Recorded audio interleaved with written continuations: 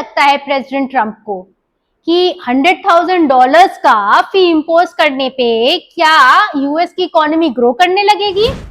क्या H1B visa के ऊपर रिस्ट्रिक्शंस डालने की वजह से इंडिया उनके सामने बिछ जाएगा? क्या इमिग्रेंट्स दूसरी कंट्रीज के इंक्लूडिंग इंडिया सफर करेंगे H1B वीजा के रिस्ट्रिक्शंस के वजह से? क्या ये सारी चीजें यूएस की इकोनॉमी को फेवर करेंगी? क्या H1B वीजा के रिस्ट्रिक्शंस की वजह से, हेफ्टी फीस की वजह से यूएस का जॉब मार्केट ग्रो करेगा? क्या इनोवेशंस, इन्वेंशंस जो यूएस में हो रहे हैं बिकॉज ऑफ इमिग्रेंट्स, वो H1B वीजा के रिस्ट्रिक्शंस की वजह से इंक्रीज होंगे या बर्बाद होंगे? Hello people, this is Saumya from Saumya's fair और आज हम वापस आए हैं एक नए रिसर्च पेपर के साथ। आज का जो हमारा रिसर्च पेपर है वो डिस्कस करता है जो रीसेंट कंट्रोवर्सी है H1B वीजा की, उसके अराउंड। तो ये कंट्रोवर्सी तब से स्पार्क हुई है जब से प्रेसिडेंट ट्रंप ने अनाउंस किया है कि जितने भी नए एप्लीकेंट्स होंगे H1B वीजा के, वो सारे एक एडिशनल फी पे करेंगे which is of $100,000, right. This is a very hefty, very huge amount जो अब लोगों को पे करना पड़ेगा। एंड बिकॉज ऑफ दिस एक ये कंट्रोवर्सी स्टैब्लिश हो गई है कि ये चीज सही है कि गलत है, इसका इम्पैक्ट यूएस पे क्या होगा, इसका इम्पैक्ट इंडिया पे क्या होगा, इसके प्रोस क्या हैं, इसके कॉन्स क्या हैं। ये पूरा एक डिबेट स्टैब्लिश हो चुका है, राइट। और ये जो डिबेट है ये तब से और ज्यादा एक स्पीड पकड़ चुका है जब से ये अनाउंसमेंट हुआ है फी से रिलेटेड। लेकिन ऐसा नहीं है कि ये डिबेट बहुत रीसेंट है, ये डिबेट है बहुत पुराना। क्योंकि जब से यूएस के मार्केट का, इकोनॉमिक मार्केट का डाउनफॉल स्टार्ट हुआ है, वहां पे रिसेशन इंक्रीज हो गया है, वहां पे जॉब मार्केट में थोड़ी दिक्कतें आने लगी हैं, तब से ही ये डिस्कशन चल रहा है कि H1B वीजा क्या यूएस को नेगेटिवली इम्पैक्ट कर रहा है, क्या उनके जॉब मार्केट को नेगेटिवली इम्पैक्ट कर रहा है। तो ये जो पूरा डिस्कशन है ना, ये इस फीस के जो अनाउंसमेंट है उसके बाद और ज्यादा बढ़ गया है। तो पहले तो हम ये समझते हैं कि ये H1B वीजा है क्या। ये एक टेम्पररी इमिग्रेशन को एक स्टेटस दिया जाता है वहां पे एम्प्लॉयमेंट के लिए यूएस में, कुछ स्पेशलाइज्ड फील्ड्स में, जैसे कि आपका आईटी है, आपका हेल्थ केयर है, आपका फाइनेंस है, एजुकेशन है। ये कुछ स्पेशलाइज्ड फील्ड्स हैं और इनके तरह के और भी फील्ड्स हैं जिनमें बाहर के लोग आके काम करते हैं और वो जो उनको एक टेम्पररी स्टेटस दिया जाता है वो H1B वीजा के अगेंस्ट दिया जाता है, राइट। और ये लोग वहां जाते क्यों हैं? एक तो डेफिनेटली अगर हम सिर्फ इंडिया स्पेसिफिक बात करें तो एक बेहतर लाइफस्टाइल, ज्यादा पैसा कमाने के लिए, एक अच्छी क्वालिटी ऑफ लाइफ के लिए, जो मेन एजेंडा होता है अगर हम इंडियन पर्सपेक्टिव से देखें। लेकिन अगर हम यूएस पर्सपेक्टिव से देखें तो वो H1B वीजा देते ही क्यों थे जब ये स्टार्ट हुआ था इन अर्ली 1900s? ये इसलिए देते थे क्योंकि जितनी रिक्वायरमेंट है वहां पे मार्केट में इन प्रोफेशनल्स की, लेट्स से डॉक्टर्स की, आईटी प्रोफेशनल्स की, स्टेम एजुकेशन में प्रोफेसर्स की, एजुकेटर्स की, उतने लोग वहां पे है नहीं डोमेस्टिकली। तो वो जो गैप है ना उसको ब्रिज करने के लिए इन्होंने बाहर से इमिग्रेंट्स को बुलाना स्टार्ट किया कि आप आइए, आप यहाँ काम कीजिए और जो यहाँ पे गैप एग्जिस्ट कर रहा है आप उसको फुलफिल कीजिए। तो जो इनिशियल आइडियोलॉजी थी इस स्पेसिफिक वीजा के पीछे वो ये थी कि इंडियंस वहां बेहतर लाइफ के लिए जाते थे और यूएस वाले वहां पे जो एक गैप एग्जिस्ट करता है उसको ब्रिज करने के लिए इनको बुलाते थे। ये एक टेम्पररी स्टेटस होता है जो 2 से 3 साल के लिए दिया जाता है और ये 6 साल तक एक्सटेंड किया जा सकता है और उसके बाद इसके अगेंस्ट आप एक वहां परमानेंट सिटीजनशिप के लिए भी अप्लाई कर सकते हैं, राइट। तो ये तो हो गया हमारा कि H1B वीजा है क्या। अब ये जो कंट्रोवर्सी स्टार्ट हुई है ये तो स्टार्ट हुई है जो हमारी ये फी वाली है, लेकिन एक्चुअली ना ये पूरा जो H1B वीजा है इसके अराउंड ना दो स्कूल ऑफ थॉट्स हैं। एक तो सपोर्टर्स का है और एक क्रिटिक्स का है। और सपोर्टर्स में जैसे इलॉन मस्क हैं और वहाँ के जो बड़े बड़े टेक्नोलॉजी रिलेटेड कंपनीज हैं, माइक्रोसॉफ्ट है, गूगल है, ये सब ना इसके सपोर्टर्स हैं। इसके सपोर्टर्स ये क्यों है? क्योंकि ये मानते हैं कि जो स्पेशलाइज हमको लोग चाहिए यूएस में, जो एम्प्लॉयज चाहिए, जो एक पूल ऑफ स्किल्ड वर्कर्स चाहिए, जितनी क्वांटिटी में चाहिए वो यूएस में डोमेस्टिकली अवेलेबल नहीं है, उनकी शॉर्टेज है। इसीलिए उस शॉर्टेज को खत्म करने के लिए it is very important for US कि वो इमिग्रेंट्स को आने दें, राइट। तो एक जो सबसे बड़ा कंट्रीब्यूशन होता है इन इमिग्रेंट्स का H1B वीजा में, वो होता है इनोवेशन में, वो होता है R&D में। अब मान लीजिए जो बड़ी बड़ी कंपनीज हैं जैसे एप्पल है, गूगल है, माइक्रोसॉफ्ट है, ये जब काम करते हैं या इंटरनली बहुत सारे इनोवेशंस करते हैं, बहुत सारे पेटेंट्स होते हैं इनके, राइट। और एक स्टैटिस्टिक्स के हिसाब से अगर हम देखें, जो एनएफएपी की स्टैटिस्टिक्स है वो कहती है कि 73% ऑफ द पेटेंट्स जो यूएस में निकलते हैं वो सारे इमिग्रेंट्स के इन्वॉल्वमेंट से होते हैं। मतलब उन्होंने वो पेटेंट्स डेवलप किए होते हैं, उन्होंने वो इनोवेशंस किए होते हैं, वो किसी ना किसी तरह से उससे एसोसिएटेड होते हैं। तो अगर आप H1B वीजा को रोकेंगे या आप जो एक इंपोर्ट कर रहे हैं इमिग्रेंट्स को, उसको आप क्वांटिटी को कम करेंगे, तो जो इनोवेशन हो रहा है ना यूएस में, ये भी एक हिंड्रेंस में चला जाएगा। इसका भी जो एक स्पीड है ना वो भी कम हो जाएगा, डिक्रीज हो जाएगा, क्योंकि आपके यहाँ पे है शॉर्टेज और आप जो बाहर से इसको फुलफिल कर रहे थे उसको भी आप कम कर रहे हैं या बंद कर रहे हैं। तो जो एक इनोवेशन के फील्ड में यूएस ने एक स्पेसिफिक पोजीशन को अटेन कर रखा था ना, वो पोजीशन भी हिल सकती है, क्योंकि उस रेट पे इनोवेशंस हो नहीं पाएंगे, उस रेट पे पेटेंट्स आ नहीं पाएंगे। तो सपोर्टर्स ने एक पॉइंट तो रखा इनोवेशन का, जिसमें H1B वीजा होल्डर्स बहुत बड़ा कंट्रीब्यूशन देते हैं। जो सपोर्टर्स का दूसरा पॉइंट है वो ये है कि यूएस को ग्लोबल लेवल पे एक कॉम्पिटिटिवनेस मेंटेन करनी होती है। इसका मतलब ये है कि जो कंट्रीज हैं, जो अपकमिंग कंट्रीज हैं, जैसे यूएस के अलावा है यूरोप है, इंडिया है, चाइना है, यहाँ पे जो कंपनीज हैं, इन कंपनीज के साथ, टेक कंपनीज के साथ, एजुकेशन रिलेटेड कंपनीज के साथ यूएस को compete करना पड़ता है। ठीक है, अब इसको compete करने के लिए यूएस को बहुत सारे स्किल्ड लेबर चाहिए, जो बिल्कुल टॉप नॉच की क्रीम होती है ना, उनको वो चाहिए। और वो उनके यहाँ तो नहीं है इतना ज्यादा, तो उनको वो एक तरह से बाहर से लेके आना पड़ता है।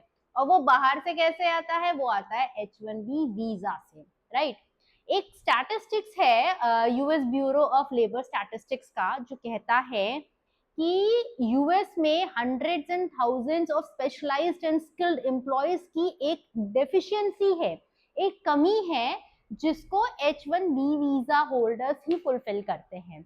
अब अगर H1B वीजा में इन्होंने बहुत ज्यादा रिस्ट्रिक्शंस लगा दिए, या मान लीजिए इसको इन्होंने खत्म ही कर दिया, तो क्या होगा? वहां पे तो लोग है नहीं, वहां पे तो शॉर्टेज है, और बाहर से आप ला नहीं रहे हैं, तो वहां पे जो कंपनीज हैं उन्हें ना चाहते हुए भी अपने प्रोसेसेस को आउटसोर्स करना पड़ेगा। अब आपने H1B वीजा लगाया था, इसमें रोक इसलिए लगाई थी कि ताकि आपके जॉब्स लोकल्स को मिल सके, ताकि वहां का पैसा वहीं रुक सके। लेकिन उल्टा क्या होगा? वहां की चीजें आउटसोर्स होने लगेंगी, दूसरी कंपनीज को जाने लगेंगी, third world companies, not the third world companies but the competing companies in other upcoming economies, जैसे सिंगापुर हो गया, लेट्स से इंडिया में अगर हम सिलिकॉन वैली की बात करें तो बैंगलोर हो गया। तो आपको अपने प्रोसेसेस आउटसोर्स करने पड़ेंगे। इससे क्या होगा? आपके जॉब्स भी बाहर चले जाएंगे और आपकी फंडिंग, इन्वेस्टमेंट्स वो भी बाहर चली जाएंगी। अब तीसरा पॉइंट ये रेस किया है सपोर्टर्स ने कि H1B वीजा की वजह से जो लोकल यूएस के मार्केट की जो प्रोडक्टिविटी है और जो उनकी इकोनॉमिक ग्रोथ है वो भी बूस्ट होती है। ये कैसे होता है? ये ऐसे होता है कि मान लीजिए जो ये हमारे H1B वीजा में जो आ रहे हैं लोग, इमिग्रेंट्स आ रहे हैं, ये जिन पोजीशंस पे जा रहे हैं वो ज्यादातर बहुत ही हाई पेइंग पोजीशंस होती हैं, बहुत ही प्रोडक्टिव पोजीशंस होती हैं, जो लोकली फुलफिल नहीं हो पा रही होती है, जहां पे आप लोकल टैलेंट को नहीं डाल पा रहे होते हैं। अच्छा, अब जब पोजीशंस फुल होती है ना, तो उनको बहुत हाई वेजेस मिलती हैं इमिग्रेंट्स को। अब वो क्या कर रहे हैं? वो टैक्स तो वही यूएस में पे कर रहे हैं उन हाई वेजेस के ऊपर, बहुत हाई टैक्सेस, वो स्पेंड भी वही यूएस में ही कर रहे हैं, तो वो लोकल इकोनॉमी को भी बूस्ट कर रहे हैं। इसके अलावा जिन पोजीशंस को वो फिल कर रहे हैं ना, उन पोजीशंस की वजह से वो जो स्पेसिफिक प्रोडक्ट्स या सर्विसेज पे फोकस्ड है वो पोजीशंस, उन पोजीशंस को फिल करके वो उसको बूस्ट कर रहे हैं। अब उस पूरे इकोसिस्टम के अराउंड वो अकेले तो कर नहीं रहे हैं, उसमें उनको एचआर की भी जरूरत होती है, उसमें उनको मार्केटिंग की भी जरूरत होती है, मैनेजमेंट की जरूरत होती है, और सपोर्टिंग फंक्शंस की भी जरूरत होती है। तो इसकी वजह से वहां न्यू जॉब्स भी जनरेट हो रहे हैं, जो जॉब्स को फिर फाइनली वहां के domestic workers, domestic employees, locals जो है फिल कर रहे हैं। तो ये जो पोजीशंस हैं इमिग्रेंट्स जो आके वहां पे भर रहे हैं, इससे उल्टा और जॉब्स क्रिएट हो रहे हैं। इसका एक एग्जाम्पल हम ऐसे समझते हैं कि जैसे सिलिकॉन वैली है। अब सिलिकॉन वैली में जो 30% ऑफ द एम्प्लॉयज हैं वो सारे जो है आपके बाहर के इमिग्रेंट्स हैं, और मैक्सिमम जो है वो H1B वीजा पे हैं, राइट। अब ये लोग क्या कर रहे हैं, वहां पे जो सॉफ्टवेयर का प्रोडक्शन हो रहा है, जो सॉफ्टवेयर में इनोवेशन हो रहा है, उसमें हेल्प कर रहे हैं, जिसकी वजह से सिलिकॉन वैली में और ज्यादा जॉब्स आ रहे हैं। प्लस ग्लोबल लेवल पे यूएस लीड कर रहा है सॉफ्टवेयर इंडस्ट्री को, टेक्नोलॉजी इंडस्ट्री को। तो यूएस का इकोनॉमिक बूस्ट भी हो रहा है और जॉब मार्केट का भी जो एक पोजीशन है वो स्ट्रांग हो रहा है इन इमिग्रेंट्स की वजह से जो H1B वीजा पे हैं। And let me state it again कि जो H1B वीजा पे लोग होते हैं, इसमें more than 70% of the people are Indians. अब ये तो था सपोर्टर्स का पॉइंट ऑफ व्यू। क्रिटिक्स क्या कहते हैं वो भी हम समझ लेते हैं।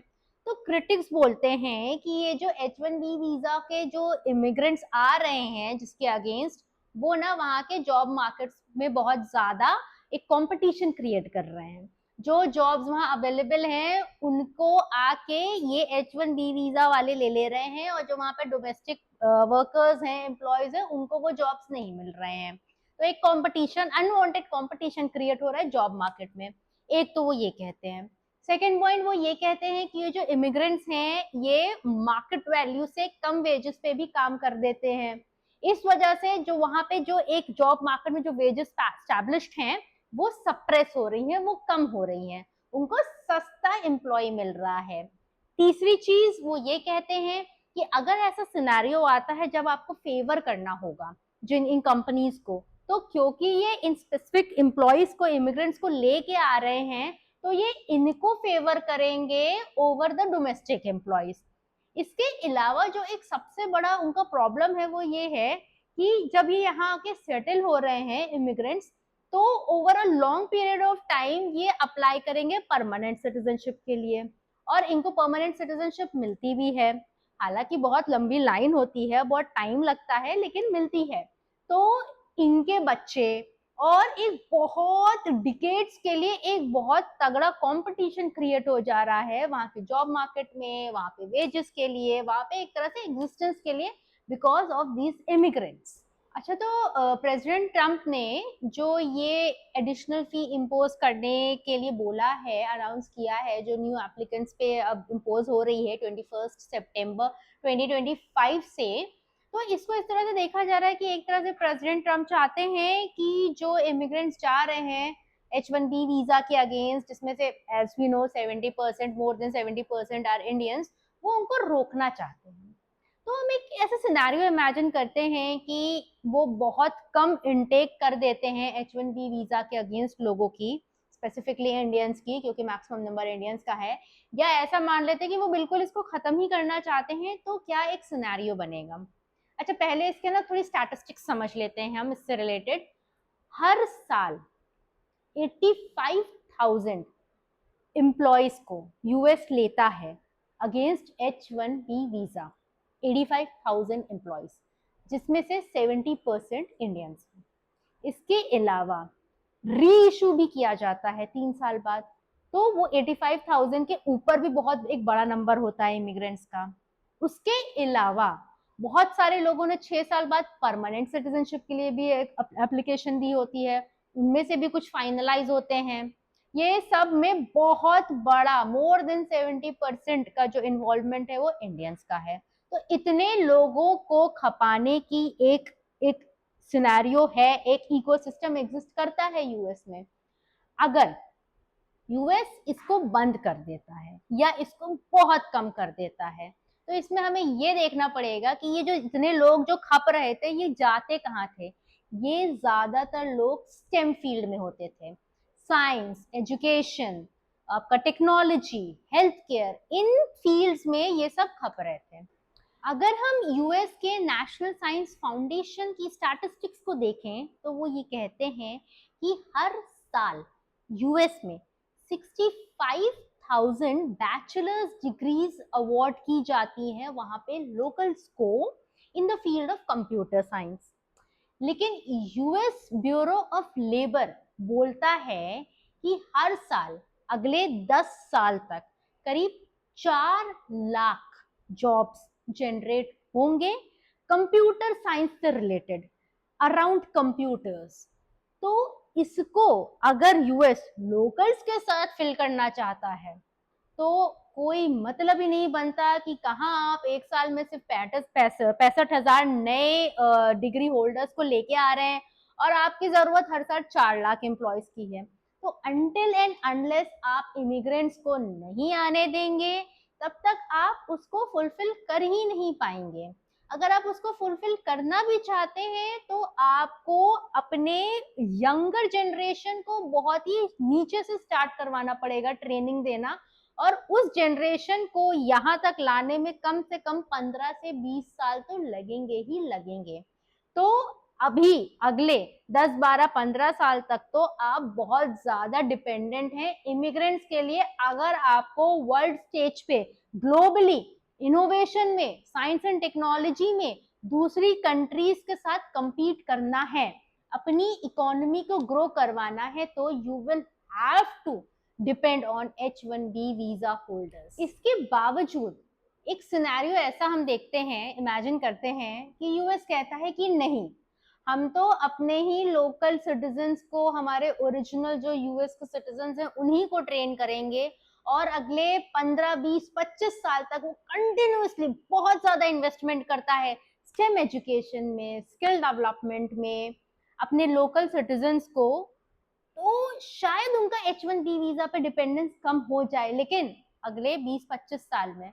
लेकिन इसका एक एंगल ये भी है कि जैसे हम सबको पता है कि यूएस में बच्चों को थोड़ा पढ़ाई लिखाई से थोड़ी सी दिक्कत है, तो क्या आप अपने सब बच्चों को उस तरह से ट्रेन कर सकते हैं जबरदस्ती? क्या आप एक्चुअली सबको स्टेम में डाल सकते हैं? क्या आप एक्चुअली उस लेवल का स्किल डेवलपमेंट कर सकते हैं यंगर जनरेशन का? एक ये बहुत बड़ा सवाल है। दूसरी चीज, यूएस का जो पॉपुलेशन है वो इंडिया और चाइना के ग्रोथ रेट से काफी कम है। मतलब उनका पॉपुलेशन उस रेट से नहीं ग्रो कर रहा है जिस रेट से इंडिया और चाइना की भी है। तो हाइपोथेटिकली अगर अपने सारे यंगर जनरेशन को आपने जबरदस्ती पढ़ा भी दिया, साइंस टेक्नोलॉजी, सबको इंजीनियर करा दी, सबको बैचलर्स करवा दिया, सबको पढ़ा दिया, फिर भी आपके यहाँ इतने लोग ही नहीं पैदा हो रहे हैं कि आपकी जो जॉब मार्केट की रिक्वायरमेंट है वो आप फुलफिल कर पाए, आप ग्लोबल लेवल पे इंडिया से, चाइना से, यूरोप से compete कर पाए, क्योंकि आपके यहाँ इतने लोग ही नहीं हैं। H1B वीजा का काम सिर्फ ये नहीं है कि जो लोकल जॉब्स को है, जो कमी है उसको ब्रिज करना है। इसके अलावा जो पूरी दुनिया में जो क्रीमी पॉपुलेशन है ना, जो सबसे ज्यादा इंटेलिजेंट लोग हैं, जो सबसे ज्यादा स्किल्ड लोग हैं, उनको आप अपने यहाँ अट्रैक्ट करते हैं। उस पूरी क्रीम को यूएस अपने पास रख लेता है, हर कंट्री से, इंडिया से, चाइना से, सिंगापुर से, यूरोप से। तो वो क्रीम ही आप नहीं उठाएंगे, और अगर आप वो क्रीम ही नहीं उठाएंगे तो आपके पास बेस्ट ऑफ बेस्ट आएगा कैसे? तो आप ग्लोबल लेवल पे compete कैसे करेंगे? अगर आपने सबको अपने यहाँ ट्रेन भी कर दिया और जो जॉब्स रिक्वायर्ड है उनको खत्म भी कर दिया, लेकिन फिर भी ग्लोबल लेवल पे आप जो बेस्ट ऑफ एवरीथिंग अवेलेबल है, जो सबसे अच्छे एम्प्लॉयज हैं, जो सबसे ज्यादा अच्छे ब्रेन्स हैं, उनको अपने यहाँ रख ही नहीं पाओगे। तो आपको ग्लोबल लेवल पे बहुत ज्यादा कंपटीशन फेस करना पड़ेगा और आपकी इकोनॉमी पे इसका बहुत फर्क पड़ेगा और दूसरी इकोनॉमीज ग्रो करेंगी। एक रिसर्चर थे फ्राइडबर्ग, उन्होंने एक रिसर्च की थी जिसमें उन्होंने बोला था कि स्पेसिफिकली यूएस में अगर 1% इंक्रीज इन इमिग्रेंट्स होता है किसी एक स्पेसिफिक कंट्री से, तो उस कंट्री के साथ यूएस के जो एक्सपोर्ट्स हैं वो 0.5% बढ़ जाते हैं। मतलब कि अगर आपके यहाँ इमिग्रेंट्स आ रहे हैं तो वो एक तो आपकी जॉब रिक्वायरमेंट्स को फुलफिल कर रहे हैं, आपके यहाँ जॉब्स जनरेट कर रहे हैं, आपके यहाँ कमा के आप ही को टैक्स दे रहे हैं, आप ही के यहाँ खर्चा कर रहे हैं, इससे इंटरनली आपकी इकोनॉमी को बूस्ट कर रहे हैं। इसके अलावा जो 1% जितना भी आपके इमिग्रेंट्स आ रहे हैं वो उनकी ओरिजिन कंट्री में एक्सपोर्ट रिलेशन स्टैब्लिश करा रहे हैं यूएस के, और वो 0.5% इंक्रीज होते हैं with every 1% increase in the number of immigrants from that source country. तो it's a win win situation for US अगर हम इस तरह से देखें। अगर हम स्पेसिफिकली इंडिया की बात करें तो जो हमारे टेकीज हैं, जो ज्यादातर H1B वीजा होल्डर्स होते हैं यूएस में, वो बहुत ज्यादा स्टैब्लिश करवाते हैं ट्रेड रिलेशंस को बिटवीन इंडिया एंड यूएस, जहां पे बहुत ज्यादा जो एक फायदा होता है वो यूएस का। कैसे होता है उसको हम समझते हैं। ये टेकीज वहां जाके काम करते हैं, वहां से जितने भी रिक्वायरमेंट्स होते हैं वो एक तो आप सस्ते में इंडिया को आउटसोर्स करते हैं, तो आपके जो बहुत सारे प्रोजेक्ट्स हैं जो आउटसोर्स होके वो कम पैसे में ज्यादा काम, बेहतर काम आपको मिलता है। ये तो एक अलग पिक्चर हो गई। लेकिन जो ट्रेड रिलेशनशिप, ये तो आउटसोर्सिंग रिलेशनशिप हो गया, एक ट्रेड रिलेशनशिप अलग स्टैब्लिश हो रहा है। एक एग्जाम्पल हम लेते हैं सत्या नडेला का, जो हमारे माइक्रोसॉफ्ट के सीईओ है, who is originally an Indian. वो भी जब यूएस गए थे तो H1B वीजा होल्डर ही थे वो, जब वो यूएस में सबसे पहले गए थे। उन्होंने वहां पे जाके मेहनत की, काम किया, ये किया, वो किया, फाइनली आज वो जो है माइक्रोसॉफ्ट के सीईओ हैं। सीईओ बनने के बाद उन्होंने इतने सारे ट्रेड रिलेशनशिप स्टैब्लिश किए, छोटे मोटे कंपनीज के साथ नहीं इंडिया में, गवर्नमेंट ऑफ इंडिया के साथ, इंडियन बैंक्स के साथ, सारे जितने भी क्लाउड रिलेटेड रिलेशनशिप्स हैं, क्लाउड रिलेटेड टेक्नोलॉजीज हैं, वो इंडिया ने माइक्रोसॉफ्ट के साथ शेयर करे।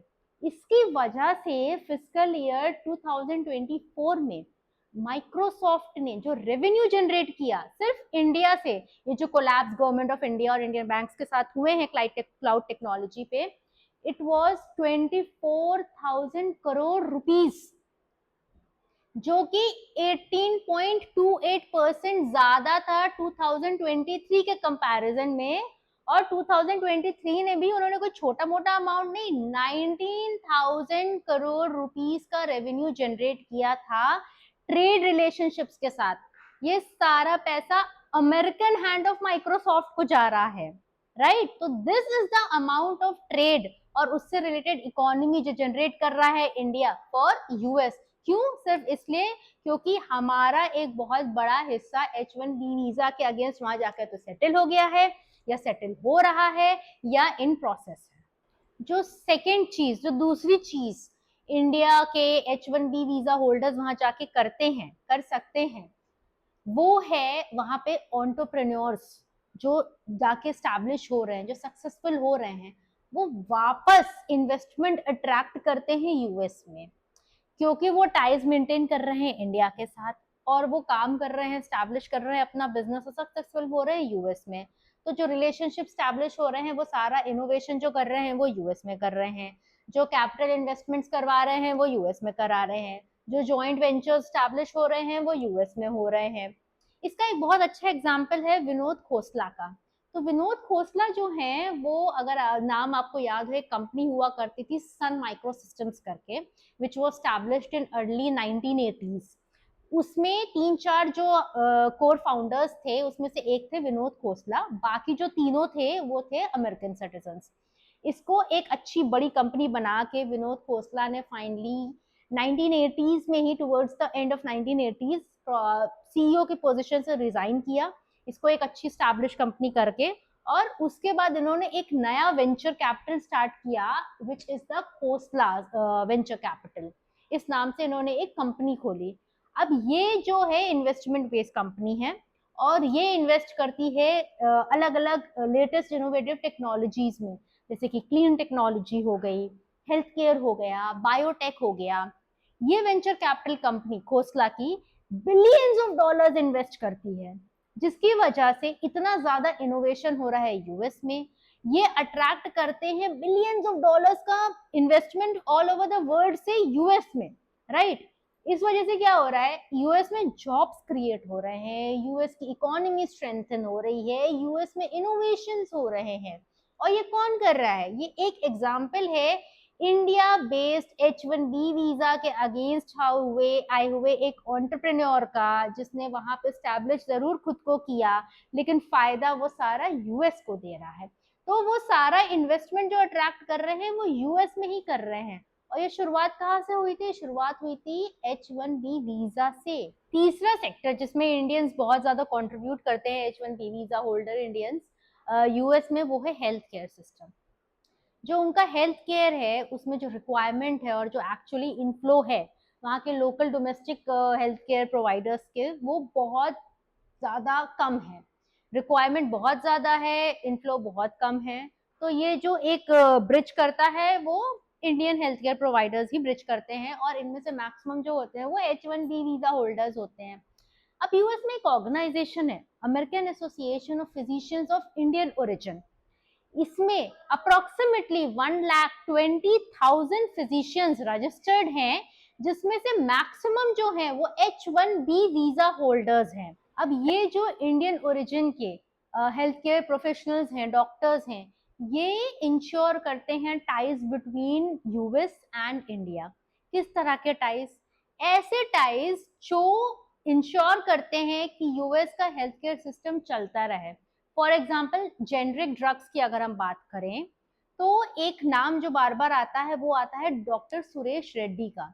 डॉक्टर सुरेश रेड्डी, ये जो AAIP के नाम की जो अभी हमने ऑर्गेनाइजेशन के बारे में डिस्कस किया, इसके हेड थे, एक्स हेड थे। इन्होंने इंडियन फार्मा इंडस्ट्री के जो बड़े प्लेयर्स हैं जैसे डॉक्टर रेड्डीज हैं, सन फार्मास्यूटिकल्स हैं, इनके साथ कोलैबोरेशंस करवाए जेनरिक ड्रग्स में, और ये कोलैबोरेशंस ने इंश्योर किया कि एफडीआई अप्रूव्ड क्रॉनिक डिजीजेस जैसे कि डायबिटीज है, हाइपरटेंशन है, कैंसर है, इनके जेनरिक ड्रग्स जो है यूएस मार्केट में फ्लो करते रहे। जेनरिक ड्रग्स जैसे हम सबको पता है लो कॉस्टिंग ड्रग्स होते हैं, और इनका जो इम्पैक्ट होता है डिजीज में वो उसी के जैसा होता है जैसे कि ब्रांडेड ड्रग्स का होता है। तो इन जेनरिक इनफ्लोज ने, ड्रग्स के इनफ्लोज ने इंश्योर किया है कि जो यूएस का हेल्थ केयर सिस्टम है वो मेजर जो आपके सिटीजन्स हैं उनके लिए एक कॉस्टली इम्पैक्ट ना करते हुए towards the lower side of the cost को सपोर्ट करें। इन्हीं सारे सिनेरियोज को कवर करते हुए एक रिसर्च की थी दोराई राज ने 2023 में। उनकी रिसर्च ने ये बोला था कि एक पर्टिकुलर सेक्टर में यूएस में जितनी ज्यादा H1B वीजा होल्डर एम्प्लॉइज को आने दिया जाता है, उतना ज्यादा उस स्पेसिफिक सेक्टर का जीडीपी बढ़ता है। कहने का मतलब है एक रिलेशनशिप, एक पॉजिटिव सिग्निफिकेंट रिलेशनशिप है, एग्जिस्ट करता है। आप जितने ज्यादा इमिग्रेंट्स को एक स्पेसिफिक सेक्टर में आने देते हैं और उस सेक्टर का जीडीपी के इंक्रीज होने में, मतलब जितने ज्यादा इमिग्रेंट्स आएंगे उस सेक्टर की रिक्वायरमेंट के हिसाब से उतना ज्यादा उस सेक्टर का जीडीपी इंक्रीज होगा। ये होता कैसे है? ये कोरिलेशन ऐसे स्टैब्लिश होता है कि मान लीजिए आईटी सेक्टर है। अब आईटी सेक्टर में कोई एक बहुत बड़ा प्रोजेक्ट एक कंपनी के पास आया, ठीक है। अब उस कंपनी के पास जो है लोकल डोमेस्टिक मार्केट में इतने एम्प्लॉयज नहीं है जो उस प्रोजेक्ट पे काम कर सके, तो उन्होंने क्या किया? उन्होंने H1B वीजा के अगेंस्ट इंडियन एम्प्लॉयज को लेट से हायर कर लिया उस स्पेसिफिक प्रोजेक्ट को खत्म करने के लिए। अब एक तो वो एम्प्लॉयज वहां आए, उन्होंने वहां टैक्सेस भरे, उन्होंने वहां पे खरीदा, स्पेंड किया, लोकल इकोनॉमी बूस्ट हुई जैसा अभी हमने पहले भी डिस्कस किया था। इसके अलावा उन एम्प्लॉयज ने उस स्पेसिफिक प्रोजेक्ट को खत्म किया। अब जब उस प्रोजेक्ट को खत्म किया तो उससे इकोनॉमिक वैल्यू जनरेट हुई, जो अगर ये नहीं आते तो उस प्रोजेक्ट पे काम नहीं हो पाता, तो वो इकोनॉमिक वैल्यू कभी जनरेट ही नहीं हो पाती। तो एक इकोनॉमिक वैल्यू जनरेट करी गई। इसके अलावा इस स्पेसिफिक प्रोजेक्ट की वजह से या इस तरह के बहुत सारे प्रोजेक्ट्स की वजह से जो इनोवेशंस हुए होंगे, जो नए इन्वेंशंस हुए होंगे, वो भी सब यूएस के खाते में गए, है ना। और इस प्रोजेक्ट के सक्सेसफुल होने की वजह से जो फर्दर इन्वेस्टमेंट्स होंगे, जो आपके पेटेंट्स आएंगे, जो आपकी फंडिंग्स आएंगी, इन्वेस्टमेंट्स आएंगे, वो सब यूएस के खाते में जाएंगे, राइट। तो एक ओवरऑल इकोनॉमिकल वैल्यू जनरेट होती है जो इन इमिग्रेंट्स के वहां आने में जो पैसा खर्च हुआ है उससे बहुत ज्यादा होती है। प्लस इन प्रोजेक्ट्स के सक्सेसफुल होने की वजह से आप और लोकल लेवल पे जॉब्स भी जनरेट करेंगे। तो इस पूरे इकोसिस्टम को अगर हम स्टडी करें तो ये बहुत क्लियर है कि H1B वीजा सिर्फ उस एक एम्प्लॉय को फायदा नहीं दे रहा है, पर यूएस को बहुत फायदा हो रहा है। और इसके अलावा रेमिटेंस के फॉर्म में, इकोनॉमिक्स के फॉर्म में, जॉब क्रिएशन के फॉर्म में पेरेंट कंट्री जो है उसको भी फायदा हो रहा है। तो एक विन विन सिचुएशन क्रिएट हो रही है H1B वीजा के लिए फॉर यूएस, जो सबसे ज्यादा बेनिफिट में है, for that specific particular employ and for that parent country as well, जो हमारे केस में स्पेसिफिकली इंडिया है। Again because more than 70% of H1B visa holders are Indians only. अब हम थोड़ा सा डिस्कस कर लेते हैं कि प्रेसिडेंट ट्रंप ने जो ये फीस इम्पोज की है नए एप्लीकेंट्स पे H1B वीजा के, ये जो फीस है ये है $100,000 की। इसको अगर हम इंडियन करेंसी में कन्वर्ट करें, दिस इज 88 lakhs। ये सिर्फ फीस है जो पे करनी पड़ेगी H1B वीजा लेके लिए, अगर आपको उसका अप्रूवल चाहिए, है ना। अच्छा, तो अगर ये फी मान लीजिए पे हो रही है, तो अब इसका इम्पैक्ट यूएस पे क्या होगा। सबसे पहले जो यूएस की ऑर्गेनाइजेशंस हैं, टेक ऑर्गेनाइजेशंस हैं, उन्हें ये फी का बर्डन लेना पड़ेगा। अब अगर वो इमिग्रेंट्स बुला रहे हैं तो वो इतना बड़ा अमाउंट यूएस गवर्नमेंट को पे करेंगे, ठीक है।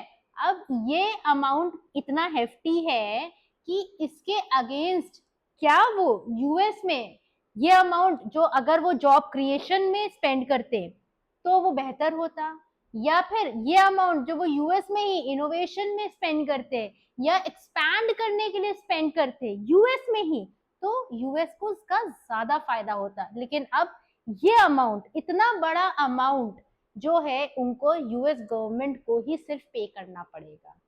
इसका काउंटर इफेक्ट ये भी हो सकता है कि हो सकता है वो अपने ऑपरेशंस दूसरी इकोनॉमीज में शिफ्ट कर दें, जैसे China, India, Singapore, western part of Europe. दूसरी चीज क्या होगी, जो आप टैलेंट एक्वायर कर रहे थे ना पूरे वर्ल्ड से, जो क्रीमी लेयर आप उठा रहे थे, बेस्ट ब्रेन्स उठा रहे थे, एक तो वो आपके यहाँ आने कम हो जाएंगे, रिस्ट्रिक्टेड हो जाएंगे बहुत ज्यादा।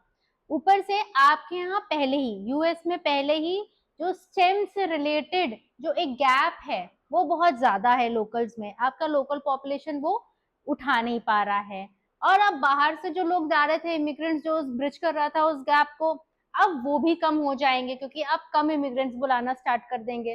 तो जो आपके प्रोडक्ट लॉन्चेस थे, जो आपके इनोवेशंस हो रहे थे, जो नए प्रोजेक्ट्स आ रहे थे, जो एक्सपेंशंस हो रहे थे, ये सब डिलेड हो जाएगा, ये सब स्लो हो जाएगा। जो स्पीड और एक्सिलरेशन से आगे बढ़ रहे थे ये सब कम हो जाएगा, जिसकी वजह से अल्टीमेटली आप ही की इकोनॉमी सफर करेगी। ग्लोबल स्टेज पे कॉम्पिटिटिवनेस आपके लिए बहुत ज्यादा बढ़ जाएगी। तीसरी चीज जो हो सकती है, आउटसोर्सिंग बढ़ जाएगी, ऑफशोरिंग बढ़ जाएगी। अब इससे क्या होगा, आपने क्या सोचा था कि आप रिस्ट्रिक्ट कर देंगे इमिग्रेंट्स का आना तो लोकल जो हमारा पॉपुलेशन है वो जॉब्स में ज्यादा इन्वॉल्व हो जाएगा। लेकिन क्या होगा, क्योंकि आपके यहाँ स्टेम एजुकेशन में एक गैप एग्जिस्ट करता है और आपके पास इतना नंबर ऑफ एम्प्लॉयज है ही नहीं, तो लोग क्या करना स्टार्ट करेंगे, जो कंपनीज हैं ये अपने ऑपरेशंस टोटली शिफ्ट कर देंगे दूसरी इकोनॉमीज में जो ज्यादा फ्रेंडली हैं, जैसे कि चाइना है, जापान है, इंडिया है, सिंगापुर है, राइट। अच्छा, अगर आप इमिग्रेंट्स को अपने यहाँ बुलाते तो वो वहीं कमाते, वहीं टैक्स पे करते, वहीं स्पेंड करते और आपके यहाँ और जॉब्स भी क्रिएट करते। अभी अगर ये आउटसोर्सिंग हो गई तो आपकी इकोनॉमी में से जो लोकल स्पेंडिंग हो रहा था ये कम हो जाएगा, आपके यहाँ जो जॉब्स क्रिएट होते वो खत्म हो जाएंगे पूरी तरह से, मतलब वो सबके सभी बाहर चले जाएंगे।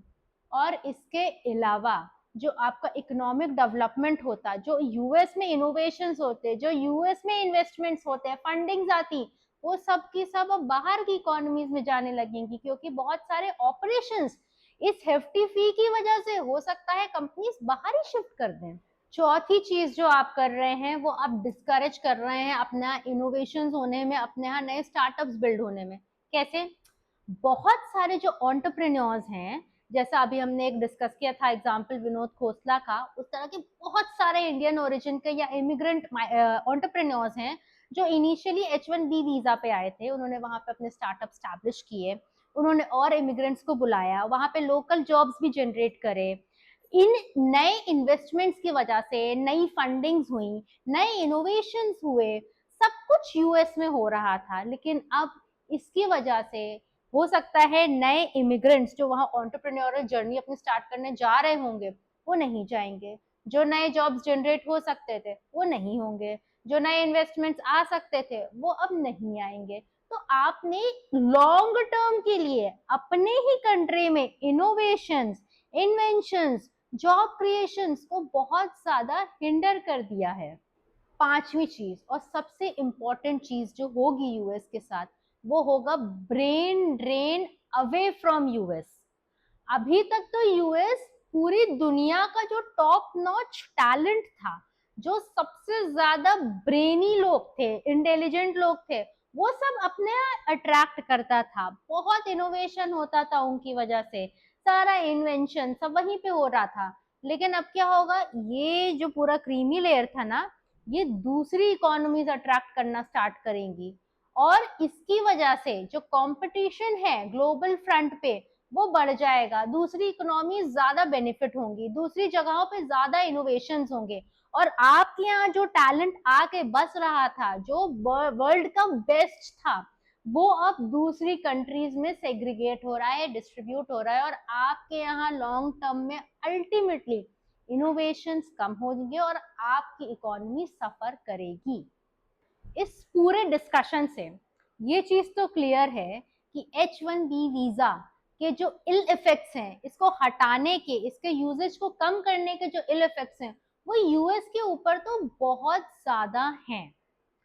हालांकि ये चीज बिल्कुल क्लियर है कि इंडिया और इंडियन सिटीजन्स डेफिनेटली सफर करेंगे, पर ये चीज सोचने वाली है, क्या सेम लेवल ऑफ सफरिंग होगी जो यूएस इकोनॉमी को होगी, जो यूएस के जॉब मार्केट को होगी, जो यूएस के टैलेंट रिटेंशन को होगी, जो यूएस में जो इन्वेंशन हो रहे थे, इनोवेशन होंगे, उसको जो हिंड्रेंस होगा, क्या same level of suffering India में होगी, या फॉर दैट रीजन चाइना में, या फिर और जहां जगहों से ज्यादातर इमिग्रेंट्स आते हैं, क्या सेम लेवल पे सफर करेंगे?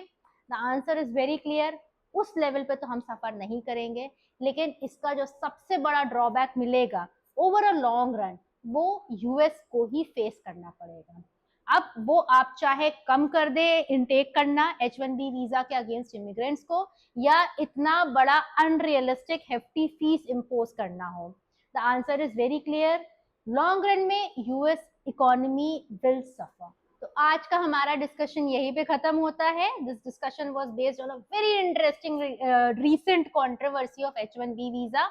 इसी तरह की अगर आपको और इंटरेस्टिंग रिसर्चेस के ऊपर डिस्कशन चाहिए, लेटेस्ट कंट्रोवर्सीज, पॉलिटिकल एस्पेक्ट्स में, सोशल एस्पेक्ट्स में, then please do let me know in the comment box, and please do like us, subscribe our channel, and have a wonderful day.